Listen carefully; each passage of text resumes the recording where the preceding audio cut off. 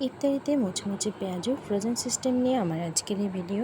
আসসালামু আলাইকুম viewers, Fahmida's kitchen and craft থেকে আমি ফাহমিদা আপনাদের জন্য ইফতারির কাজকে সহজ করার একটি সিস্টেম নিয়ে এসেছি।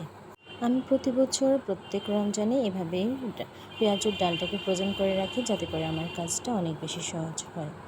চলুন শুরু করা যাক।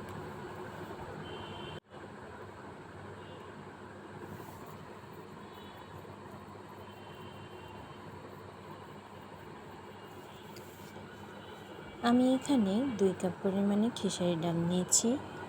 এই ডালটাকে আপনার কী নামে বলেন?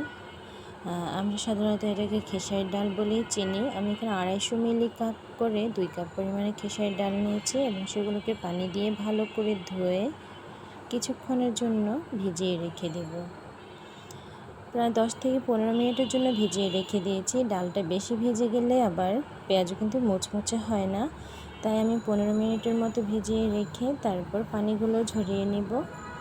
এই তো আমি পানিগুলো ঝরিয়ে নিলাম, আমার ডালগুলো থেকে পানি সরে গেছে। এখন আমি এটাকে হাতের কাছে থাকা ব্লেন্ডার করে একটু করে ব্লেন্ড করে নেব। বাটায় বেটে নিতে পারেন, আর যাদের হাতের কাছে ভালো ব্লেন্ডার আছে তারা ব্লেন্ড করেও নিতে পারেন। আমি এখানে 1/2 কাপ পরিমাণ পানি ব্যবহার করেছি, যেহেতু ব্লেন্ড করছি। আর যারা বাটায় বাটবেন অবশ্যই পানি না দিলেও চলবে।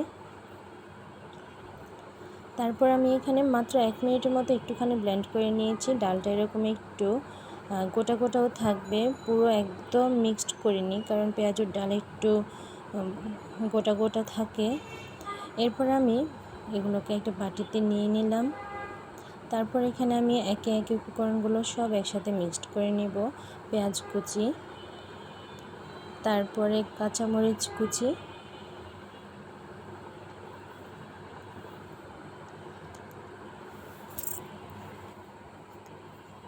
তারপর এখানে দিলাম একটু হলুদ গুঁড়ো।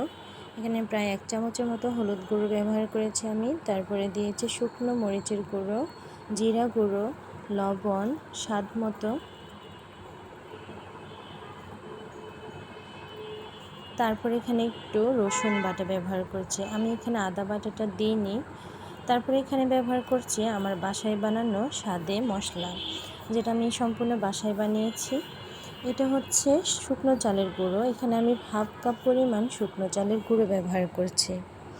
শুকনো চালের গুঁড়ো ব্যবহার করলে অনেক বেশি মুচমুচে হয়, আর অনেকক্ষণ যাবৎ পেঁয়াজগুলো মুচমুচে থাকে। তারপর আমি ছোট ছোট বক্সে করে এগুলোকে ফ্রোজেন করে রেখে দিচ্ছি। আমার যতটুকু পরিমাণে লাগে আমি ততটুকু পরিমাণ করেই ফ্রোজেন করছি ছোট ছোট বক্স আকারে। আপনারা চাইলে তার চাইতে ছোট বক্স থাকলে সেটা করেও রাখতে পারেন। আপনার প্রতিদিন কতটুকু পেঁয়াজ লাগে সে অনুযায়ী আপনি বক্স করে রাখবেন। তারপরে আমি পরদিন এটাকে ফ্রিজ থেকে 2 ঘন্টা আগে নামিয়ে রেখেছি। যখন এটা নর্মাল হয়ে গিয়েছে তখন আমি এভাবে পেঁয়াজু বানিয়ে নিচ্ছি। একদমই বোঝা যাবে না এগুলো যে আমি আগে থেকে ফ্রোজেন করে রেখেছি, কেউ ধরতেই পারবে না এটা ফ্রোজেন করা ডাল ছিল। আর প্রতিদিন ডাল বাটা, ডালের সাথে উপকরণগুলো মেশানো, সব কিছুর চাইতে আমার কাছে মনে হয় এটাই আমার কাছে খুবই সহজ লাগে। আমি সব কিছু একসাথে মিক্সড করে ফ্রিজে রেখে দিই। তারপরে আমি ডিপ ফ্রিজ থেকে 2 ঘন্টা আগে বের করে রাখি। সাধারণত ইফতার যেহেতু 6টা কিংবা 5:30 এই টাইমটাতে হয়, তার জন্য আমি একটু আগেই নামিয়ে রাখি। যখন জোহরের আজান দেয় তখন আমি ডিপ ফ্রিজ থেকে বক্সগুলো নামিয়ে রেখে দিই। তারপরে আমি যখন এটা নর্মাল হয়ে যায় তখন এভাবে পেঁয়াজগুলো বানিয়ে নিই। সেম পদ্ধতিতে আমি বেসনও কিন্তু ফ্রোজেন করে রাখি ডিপ ফ্রিজে। পুরো রমজান জুড়ে আমি 2 থেকে 3 বার এটা করি। আর এতে করে আমার পুরো রমজানে বারবার করে একই কাজগুলো করার ঝামেলা থাকে না। আমার প্রতিদিন যতটুকু পরিমাণে পেঁয়াজও লাগে সেই অনুযায়ী আমি ফ্রোজেন করে রাখি। আমার এতে করে পুরো 1 সপ্তাহের মতো চলে যায়, কারণ আমার যেহেতু বাসায় মানুষ কম, আর যখন অতিথি থাকে তখন হয়তো বা হিসাবটা একদম ভিন্ন। পুরো রমজানে 2 থেকে 3 বার বেসন এবং ডাল আমি রেডি করে রাখি। এতে করে আমার পুরো রমজানে আর কোনো চিন্তা থাকে না পেঁয়াজু এবং বেগুনের নিয়ে। অনেক বেশি মুচমুচে এবং ক্রাঞ্চি হয়েছে, যেটা আপনারা বাসায় বানালে অবশ্যই বুঝতে পারবেন। আমি হাত দিয়ে একটু দেখানোর চেষ্টা করছিলাম। এটাও কিন্তু আমার ফ্রোজেন করা ছিল। আমি ফ্রিজ থেকে নামিয়ে রাখার পর যখন নরমাল হয়েছে তখন আমি বেগুনি করছি। আমি শুধুমাত্র একটুখানি দেখিয়ে দিচ্ছিলাম যে ফ্রোজেন করে রাখা বেসন দিয়ে বেগুনি করলে ঠিক কেমন হয়।